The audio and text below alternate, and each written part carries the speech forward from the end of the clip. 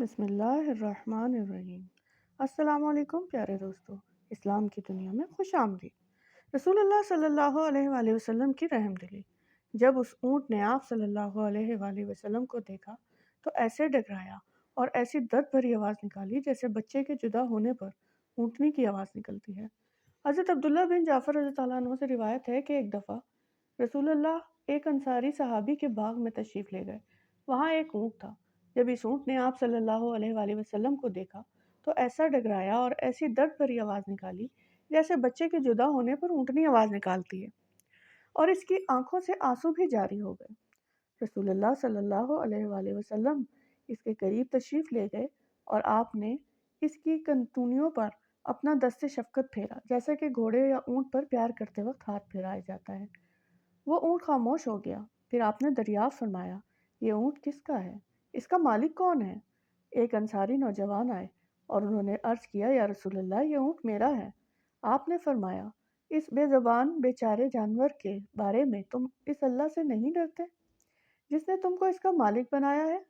اس نے مجھے شکایت کی ہے کہ تم اس کو بھوکا رکھتے ہو اور زیادہ کام لے کر تم اس کو بہت دکھ پہنچاتے ہو۔ حضرت عبداللہ بن جعفر رضی اللہ عنہ بن ابی طالب ہے۔ حضرت جعفر رضی اللہ عنہ حبشہ کی طرف ہجرت کرنے والوں میں شامل تھے۔ حبشہ میں جب نجاشی نے مسلمانوں کے ساتھ مذاکرات کیے تو حضرت جعفر رضی اللہ عنہ نے اسے سورہ مریم کی آیت سنا کر مطمئن کیا۔ حضرت جعفر رضی اللہ عنہ غزوہ موتا میں شریک ہوئے اور لشکر اسلام کے علمبردار مقرر ہوئے۔ جنگ کے دوران ان کے دونوں بازو کٹ گئے اور وہ شہید ہو گئے۔ رسول اللہ صلی اللہ علیہ وسلم نے خواب میں دیکھا کہ اللہ نے ان کے دونوں بازو کے بدلے جنت میں انہیں دو پر عطا فرمائے ہیں اور جنت میں اڑتے پھرتے ہیں، چنانچہ انہیں جعفر طیار اور زوجین بھی کہا جاتا ہے۔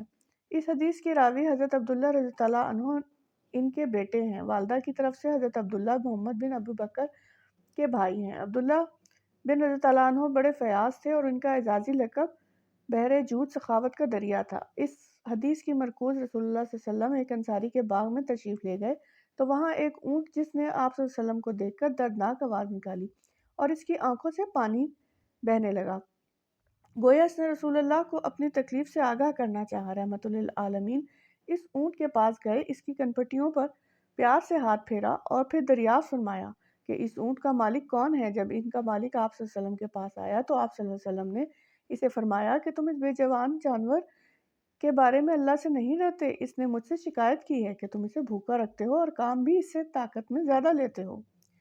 رسول اللہ دین کامل لے کر آئے تھے جس میں حقوق و فرائض کی پوری وضاحت موجود ہے۔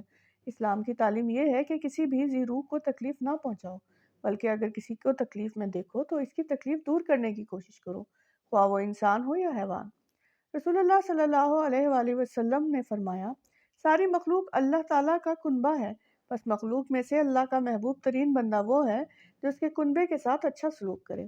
گویا مخلوق کے ہر فرد کے ساتھ حسن سلوک اور نرمی کا برتاؤ اللہ تعالیٰ کو پسند ہے، گویا وہ انسان ہو یا حیوان۔ ہر مسلمان کو دوسرے مسلمان کا بھائی کہا گیا اور مسلمان کی شان یہ بیان کی گئی کہ وہ دوسرے مسلمان کو ہاتھ اور زبان سے کسی طرح کی تکلیف نہ پہنچائے، بلکہ بھائی ہونے کے تقاضے پورے کرتا ہوئے ہر دوسرے مسلمان کا ہمدرد اور خیر خواہ ہو۔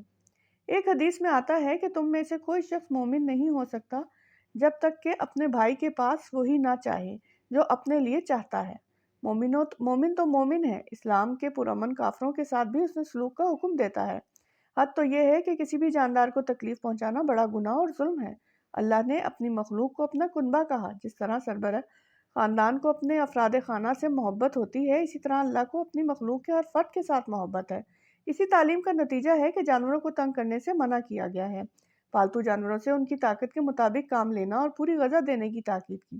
اس حدیث میں مرکوزہ اونٹ کا مالک اسے کم خوراک دیتا اور بھوکا رکھتا اور اس کے کام اس سے طاقت سے زیادہ لیتا، چنانچہ اس نے رسول سے اس بات کی شکایت کی اور رسول اللہ نے اس کے مالک کو خوف خدا کا احساس دلایا اور اس جانور کے معاملے میں اسے نصیحت کی کہ اسے پوری خوراک دیا کرے اور مناسب کام لیا کرے۔ یہاں ایک اور بات بھی معلوم ہوتی ہے کہ وہ یہ کہ اس اونٹ نے رسول اللہ کو پہچان لیا اور ان کے پاس اپنی تکلیف کی شکایت کی۔ کتنے ہی بڑے چھوٹے لوگ اس اونٹ کے پاس سے گزرتے ہوں گے، اسے دیکھتے ہوں گے، مگر اس نے کسی اور سے شکایت نہیں کی، بلکہ اس ہستی کو اپنی شکایت سنائی جہاں اس کا شکایت کرنا سود مند تھا، चनाचा इसके मालिक को आप सल्लल्लाहु अलैहि वसल्लम ने इस सिलसिले में मुनासिब तंबीह कर दी।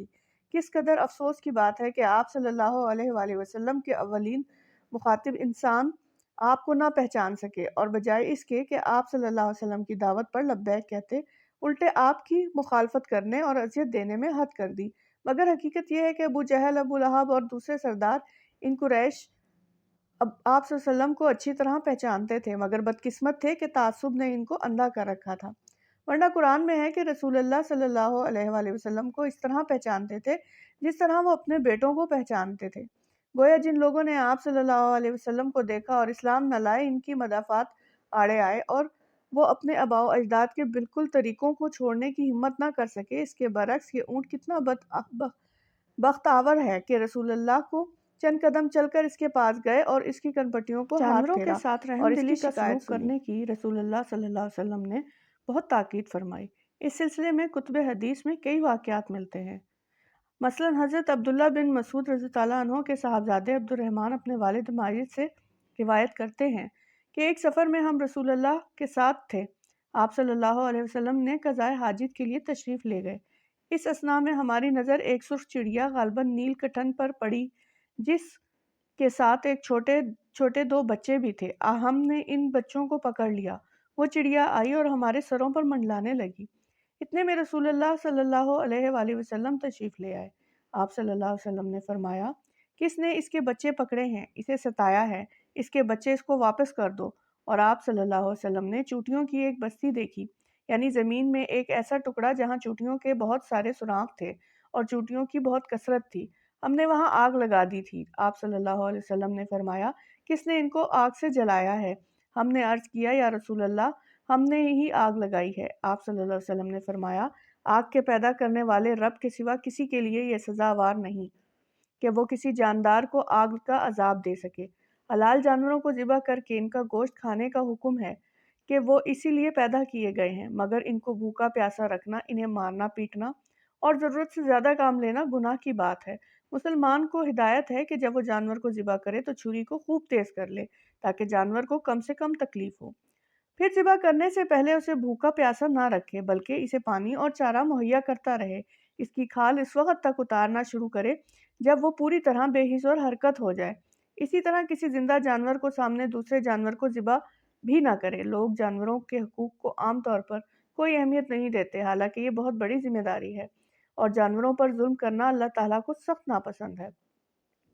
एक औरत बिल्ली को भूखा प्यासा रखने की पादाश में है जहन्नुम का ईंधन बन गई। हज़रत अब्दुल्ला बिन उमर रज़ी अल्लाह अन्हु से रिवायत है कि रसूलुल्लाह सल्लल्लाहु अलैहि वसल्लम ने बयान फरमाया, एक बेदर्द और बेरहम औरत इसलिए जहन्नुम में गिर गई कि इसने एक बिल्ली को बांध कर भूखा मार डाला। ना तो उसे खुद कुछ खाने को दिया और ना उसे छोड़ा कि वो ज़मीन के कीड़े मकोड़ों से अपनी ग़ज़ा हासिल कर लेती। ये बनी इसराइल की एक औरत थी जिसका हाल अल्लाह ताला ने रसूलुल्लाह पर मुनकशिफ फरमा दिया। इसी तरह ऐसा भी हुआ कि एक शख्स ने किसी जानवर पर रहम खाया और भूख और प्यास में खाना पीना दिया या इसके दुख दर्द को महसूस किया और उसकी मदद की, तो अल्लाह ताला ने ऐसे शख्स को खताओं को माफ़ कर दिया। हज़रत अबू हुरैरा रज़ियल्लाहु अन्हु से रिवायत है कि रसूलुल्लाह ने फरमाया, इस असना में कि एक आदमी रास्ता चला जा रहा था, इसे सख्त प्यास लगी। चलते चलते इसे एक कुआं मिला। वो इसके अंदर उतरा और पानी पीकर बाहर आया। कुएं के अंदर से निकलकर इसने देखा कि एक कुत्ता है जिसकी ज़बान बाहर निकली हुई है और प्यास की शिद्दत से वो कीचड़ खा रहा है। इस आदमी ने दिल में कहा कि इस कुत्ते को भी प्यास की ऐसी ही तकलीफ है जैसे कि मुझे थी। चनाचा वो इस कुत्ते पर रहम खाकर फिर इस कुएं में उतरा और अपने चमड़े के मोजे में पानी भरकर इसके लिए इसके मुंह में थमाया और कुएं से बाहर निकल आया और इस कुत्ते को वो पानी भी पिला दिया। अल्लाह ताला ने इसकी रहमदिली और इसकी मेहनत की कदर फरमाई और इसी अमल पर इसकी बख्शिश का फैसला फरमा दिया। बाद सहाबा रज़ियल्लाहु अन्हु ने हजूर सल्लल्लाहु अलैहि वसल्लम से ये वाक़या सुनकर दरियाफ्त किया, या रसूलुल्लाह, क्या जानवरों की तकलीफ दूर करने पर भी हमारे लिए अजर व सवाब है? आपने फरमाया, हाँ, हर जिंदा और तर जिगर रखने वाले जानवर की तकलीफ दूर करने में सवाब है। ये जज्बा तरहम अल्लाह ताला को बहुत पसंद है। अल्लाह ताला खुद अरहमुर राहिमीन है और से रहम दिल लोग पसंद हैं। रसूलुल्लाह ने फरमाया, रहम करने वालों और तरस खाने वालों पर बड़ी रहमत करने वाला अल्लाह ताला रहम करेगा। ज़मीन पर रहने बसने वाली अल्लाह की मखलूक पर तुम रहम करो तो आसमान वाला पर तुम पर रहम करेगा। جامع ترمذی سے ایک شاعر کے ان الفاظ بیان کرتے ہیں: کرو مہربانی تم اہل زمیں پر، خدا مہرباں ہوگا عرش بری پر۔ اسلامی واقعات پر